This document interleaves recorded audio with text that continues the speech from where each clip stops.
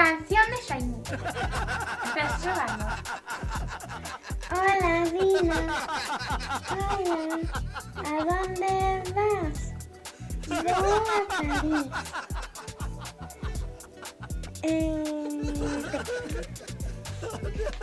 Hola, también me gusta montar.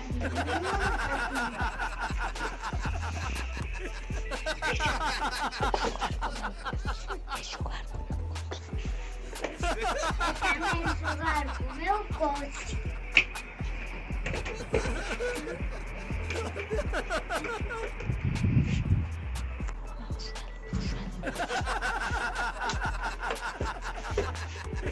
Siéntate. Mi poder es la intercambiación.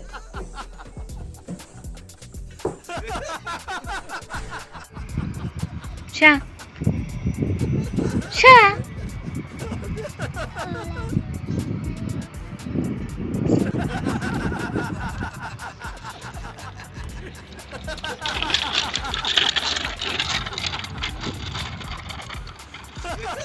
Adivinanza. ¿Qué hace una vaca cuando sale el sol? Sombra.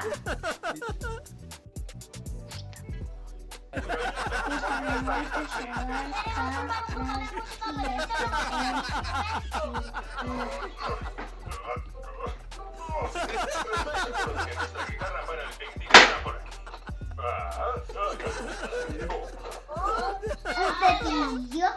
Hola, hoy voy a hacer un truco de magia. Aquí tengo a mi compañera. Carla. Ven para aquí. Vale.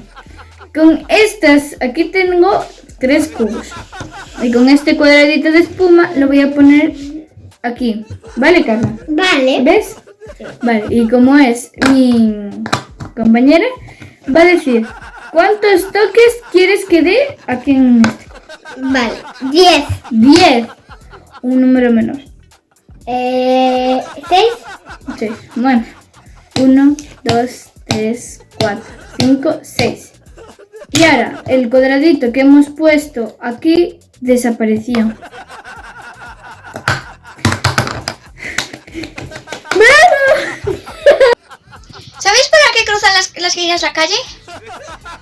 No sé. Pues para pasar al otro lado. ¿Sabéis para qué cruzan las gallinas la calle? Ah, ¿para qué? Para cruzar al otro lado. Yo también tengo una gallina que es como... Ahora, una amarilla.